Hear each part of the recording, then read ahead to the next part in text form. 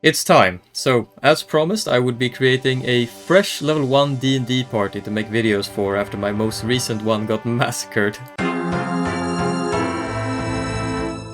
This time around we are not playing in the Warhammer setting, but rather we are playing in Sword Coast. I'm sure the Baldur's Gate 3 hype has something to do with that, right? Anyway, this means that we now have much more creative freedom in what kinds of characters we create. It's no longer going to be just 6 humans, a fat halfling and a dwarf. No, this time we have tieflings, we have kobolds, we have Githyanki, and more. Now, few disclaimers, we play in a big party, so there's a lot of models here, but I go through each of them quite quickly. Also, as with all D&D model videos, bear in mind that all creations here are designed to look good from a 3D top-down perspective. This means that the bigger models cannot be posed with their arms and weapons flailing everywhere because it would take up too much space. This D&D video will be the first of many, and many of the characters you see made here will start out quite simple in this video and be upgraded as they level up and change gear. You'll see that in future videos. I'm sure many of them will also die, so take bets now on who will live the longest, and now with all that said, let's get on with it. So we are starting with a basic one, the party's fighter, a female tiefling named Vice, played by Zaf. In the last D&D series, she was the player of Anya. This character is similar in the sense that it's another strong muscular lady, but different in the sense that it's now a heavy armor wearing tiefling with a massive sword. As mentioned in the intro, this character will be quite restricted in its pose due to being a big burly fighter and still needing to fit into a square tile, but otherwise we're going to have a lot of fun making a really mean looking tiefling bully in armor.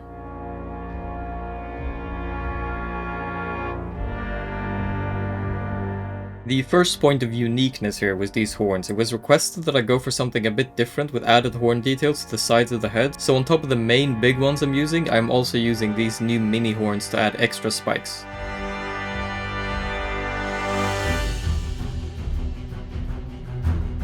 As for clothing, this is a fighter at level 1, right? So in D&D terms, it's actually wearing chainmail, but there's not really any good looking chainmail in Heroforge unless your name is Roosta, so I am instead opting for a mix between leather and small bits of plate to give it that kind of shoddy look that just kind of appears to be one step below a full suit of proper plate armor.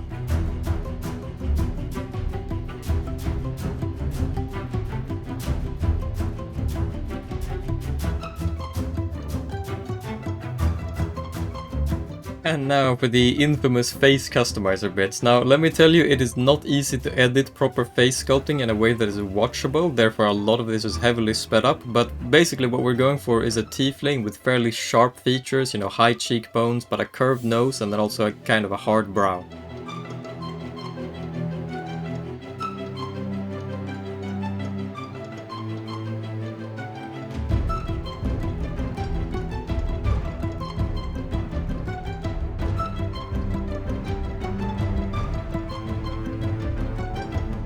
I will say, even if we have more options now, proper face posing is possibly the hardest thing to get right about the new face customizer update, so my experimentations here are a bit wacky, and as you can see, I got rid of them real fast.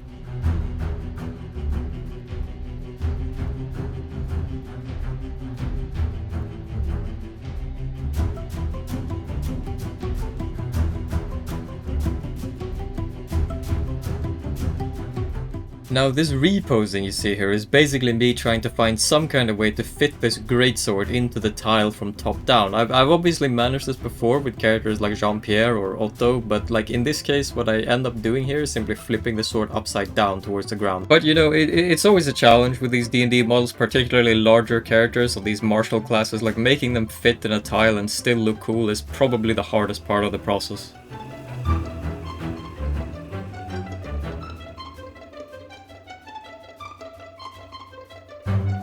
Now, I'll be honest, double modeling is not really to be recommended with Face Customizer, at least not until they've optimized it a bit. It lags like mad, but if I decapitate one of the two heads, then the lag becomes more manageable and I can actually start stacking some decent looking armor to round off the model towards the end. And overall, I am really happy with how this one turned out, but as is always the case with fighters, this model really is just a placeholder until she gets to wear a proper suit of plate armor, and that's where the real fun begins.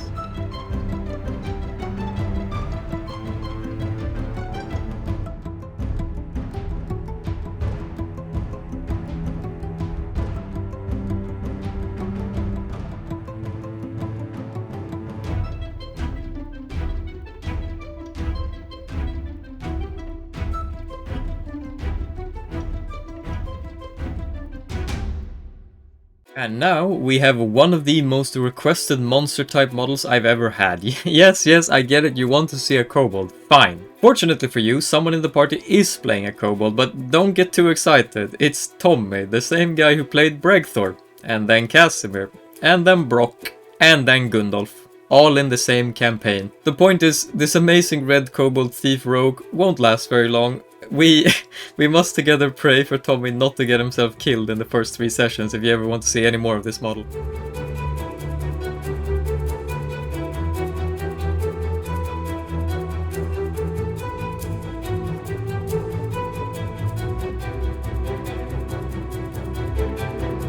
Without a doubt, this is the most fun model for me to make out of the whole batch. Not only is it a very soulful concept out of a simple level 1 kobold thief with ragged clothing and some shoddy daggers, but I can also just use all of my perfected monster model tricks, you know, pulling up the upper scale, hunching it over, etc. And best of all, I don't have to do any face customizer on it either, which means I can freely double model this character without any lag whatsoever.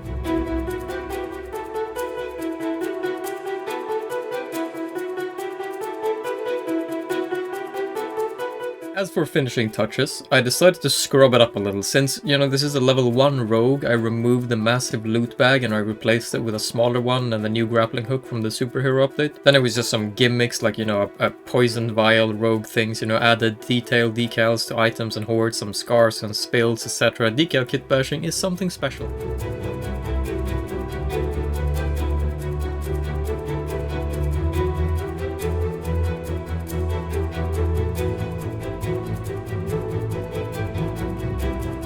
Overall, I am very happy with this model. I mean, finally I got to make the heavily requested kobold, and I got a brief break from the face customizer hellscape. Now, let's just pray that this character actually survives more than 2 sessions, you know?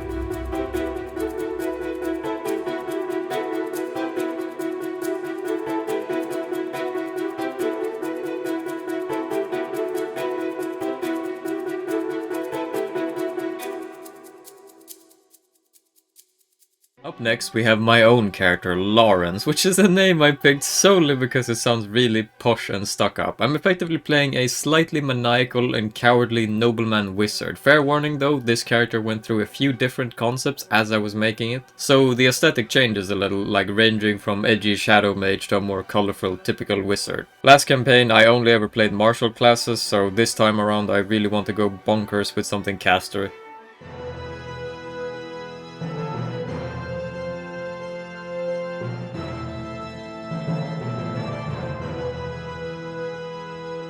The first set that I put together here was actually for when the idea was to make this character a fire-based draconic ancestry sorcerer, but that idea was scrapped quite early, spoiler alert.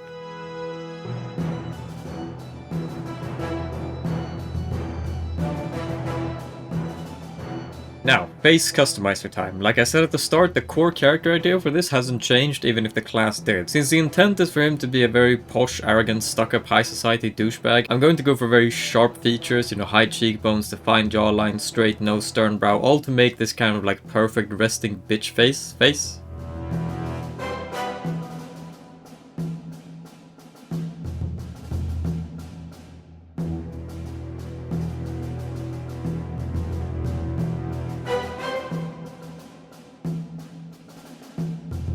And this is when the concept idea changed from draconic ancestry to shadow magic. The idea then was to make a medium armor set, mixing in like a black edgy coat along with various bits of dark plate, but spoiler alert, this concept doesn't stick to the end either. For the D&D nerds out there, my reasoning for this was basically shadow magic sorcerer has some really good mechanics to avoid death, and I think it's really funny to play cowardly characters, which, you know, that synergizes very well with avoid the death mechanics. Therefore it seemed like a good fit, but then I remember just how edgy this stuff is and how much it leans into more grim, dark, serious themes, and I already kind of tried that when I played a rogue. Like, it gets boring, hence why I switch it up here.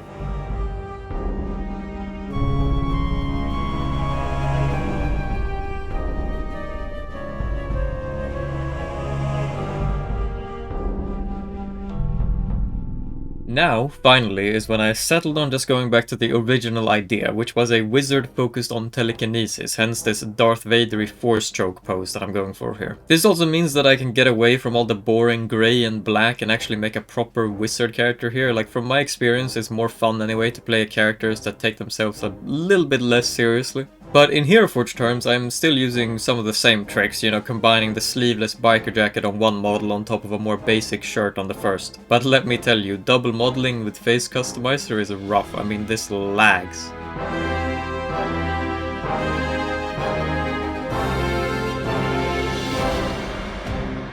You can of course see me reusing some of my favorite decal kit bashing tricks here. Like generally whenever I make my own character, my personal favorites tend to creep out of the woodwork since I have, you know, full creative freedom. And as such, I am naturally quite happy with how this character came out, even if the concept brainstorming part was a little bit messy. Like I feel like I've hit a good balance here between stuck-up noble and rookie level 1 wizard, and that's really all it's about.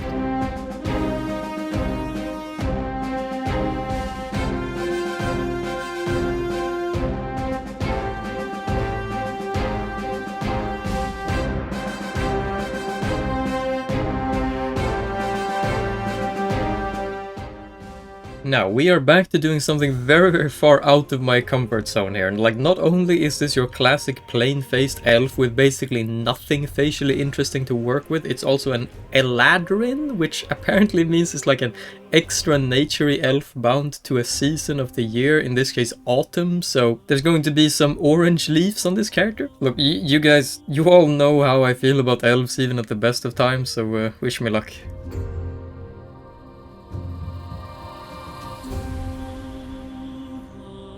This character is played by the same person who did Elisrathla and Teftra last campaign, and you can probably see a bit of a running trend here. Healers, you know, like, this is obviously a very beloved stereotype for a reason, but it is admittedly one that I struggle with creating. Like, I like messy, ugly characters with a crap ton of detail I can throw on, whereas this is very much the opposite. Worse yet, Heroforge has really bad options as far as elven clothing goes, especially elven clothing that needs to look scrubby and level 1-y and also extra naturey, so yeah, it's a toughie.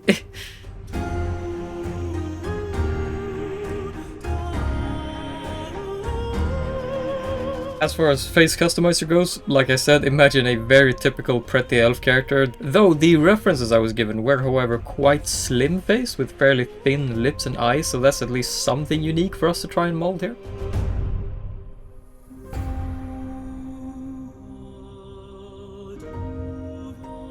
Now, I know you're probably thinking, hold on a minute, that clothing fur cannot pass off as orange autumn leaves, and yes, you are right, okay? I remove it later, alright, spoilers, but I had to try.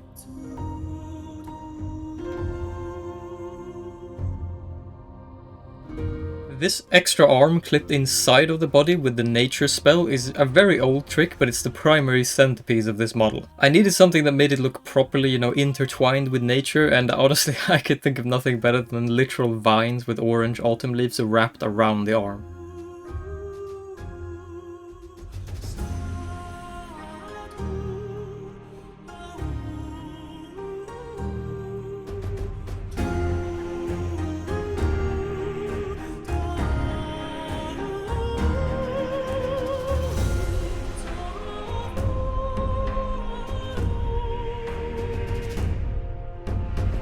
I also ended up adding the same gradient decal to the legs here as the arms and the shoulders had before. There wasn't much else to do with the decal kit bashing anyway, if I'm completely honest. But to summarize, I'll be honest, this model may look fairly straightforward, but for me it was a very hard one to create. At least going forward, like when this character is no longer level 1, I'll be able to throw on more nature stuff on it, which ought to help it pop a bit more in the future.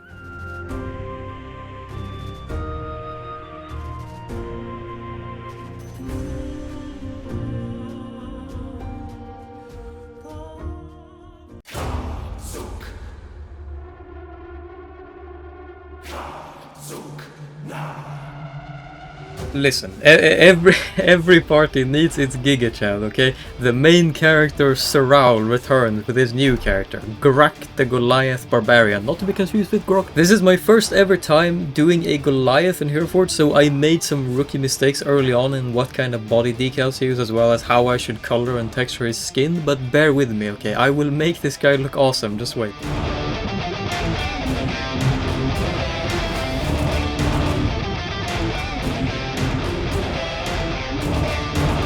Now, working on the face of this guy was actually really fun. Like, Goliaths have these like really broad and flat features overall, which kind of just makes their face like a literal brick wall, which is very fitting to me. The key to something like this with a new system is basically to increase the width on everything, but then also reduce the depth on everything at the same time.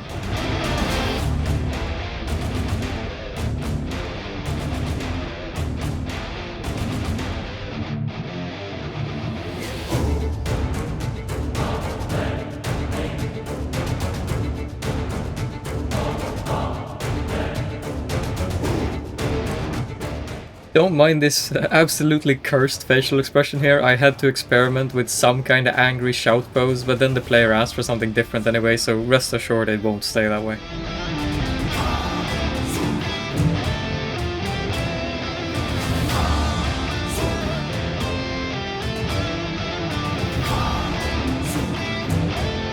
Now, with this awesome custom cloak and the shoulder pad underneath it, you might start to think, but Derf, doesn't this character look like it's a little bit stronger than a typical level 1 character? And yes, you are correct. But it's also kind of intentional. Like, any of the D&D nerds out there know that in this party it will be the Barbarian and the Fighter who will carry at like level 1 through 3, right? So I have intentionally made them look a little bit stronger than the rest of the party to reflect that. You know, life's not fair, sorry.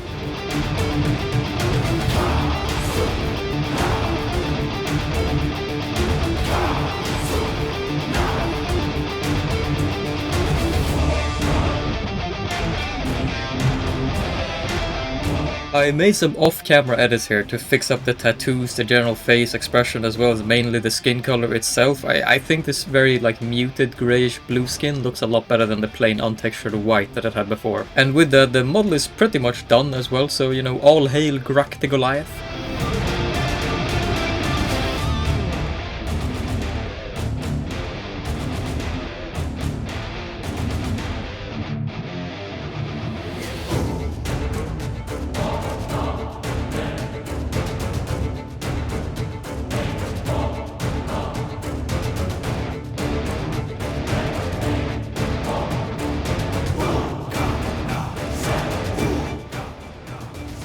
This here is Gnome, a Gnome Wizard by the former player of Hamhunch. Rest in peace. Now the first thing you're thinking is probably, wow, Hamhunch really likes to play short people, and secondly, why the hell do we have 2 wizards in the party? It is a bit weird, but fortunately we're playing 2 very different subclasses, and neither of us are min-maxers, so our spell list really won't overlap much at all. This is very specifically an illusion wizard, but it's also going to be multiclassing into rogue, so think of it kind of like a homeless, raggedy trickster mage thief with scrappy clothing.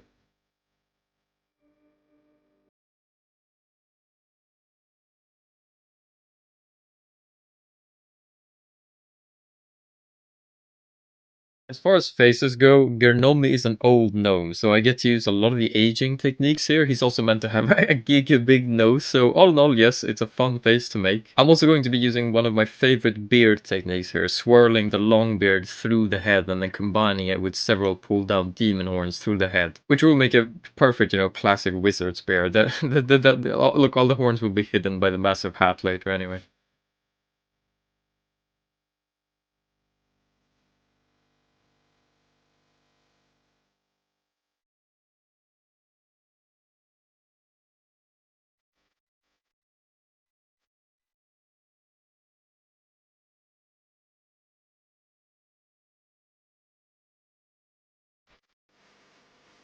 One of my absolute favorite decal kit bashing tricks is just to apply a better looking gradient to very specific things, which what I'll be doing here to grey in this character's beard, as well as to apply shadow to his face underneath the massive hat later on.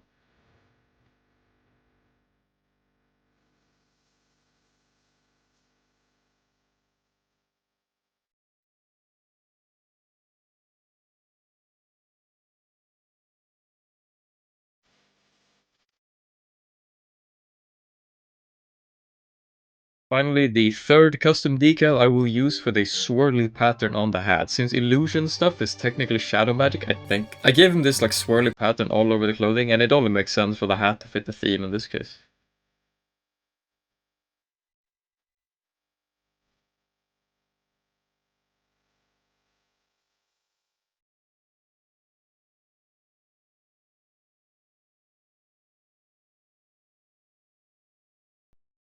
This is Valis, a Mammon Tiefling Warlock, which means it really likes gold and shiny things. She's meant to also be wielding a whip, and she's supposed to have a sort of deserty Middle Eastern vibe to the overall clothes. Basically, we have a lot to work with, but since it's a level 1 character, it's going to be hard to try and fit all this in without making the character look too powerful.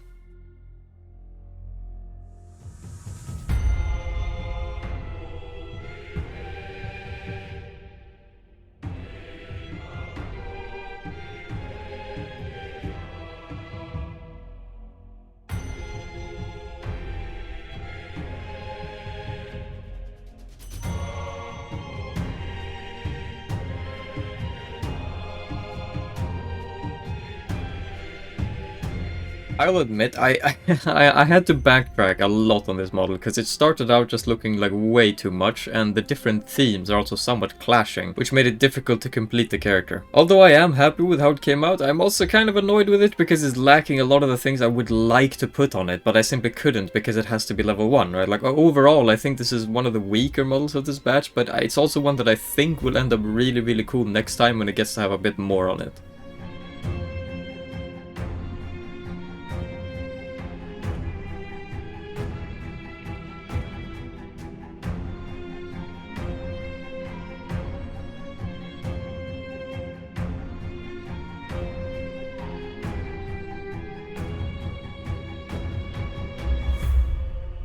This is Riloth the Githyanki Kraken Warlock Pirate? Yeah, okay, so I've made no secret that I think this character's concept is a complete amalgamation of really self-contradictory stuff, but apparently that was sort of the point, so I shall try my best, okay?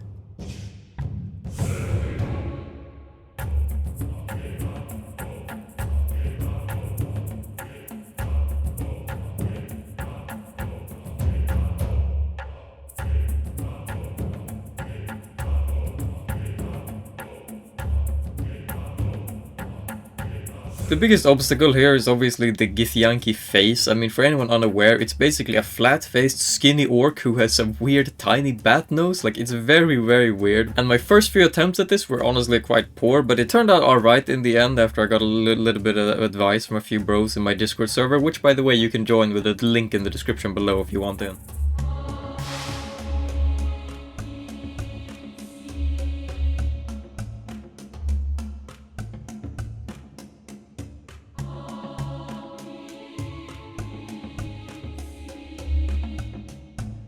And for anyone who hasn't noticed yet, that these new tiny little horns that were dropped like 2 or 3 weeks ago, they are incredible for horn hair. Like, genuinely, you can even put decals on them for extra textures if you want.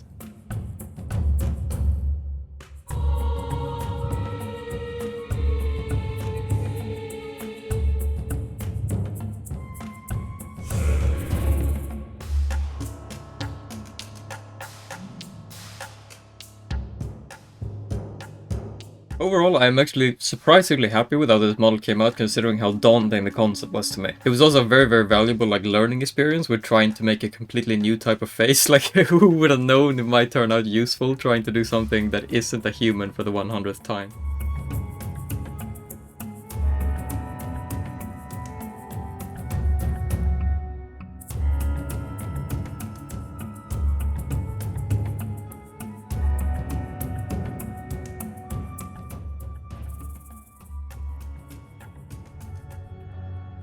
I'm still not really sure whether to call these models Generation 5 or if I should just dub it Generation 1 of the new batch. If I'm honest, I actually probably prefer the Generation 4 models, but it's somewhat of an unfair comparison since those models were high-level characters where I didn't have to hold back on cool details. They also didn't have face customizer, so in place of it I had to find really weird ways of making them look more unique, and it's nice now to be able to properly characterize the new ones with individual features. The only truly irrecoverable loss is that of Hamunch, but I'm sure his cult in my Discord server will instead turn to worshipping Dax the Kobold now. For now, this is the party. Riloth the Githyanki, Dax the Kobold, Briar the Eladrin, Vice the Soldier, Lawrence the Coward, Grak the Goliath, Gurnomi the Illusionist, and Valis the Whip. I have no doubt that as this party levels up a little and finds new items, they will end up looking far cooler than any batch I've ever made in the past. And if you have made it this far, then thank you very much for watching, and let me know what you think in the comments. Also, special thanks to Zaf for helping me apply the poster edges filter from Photoshop onto the finished finished models. It helps give them a grittier look to fit in with the rest of the D&D world. And also a special thanks to Harry for, you know, being the dungeon master to begin with. But wait,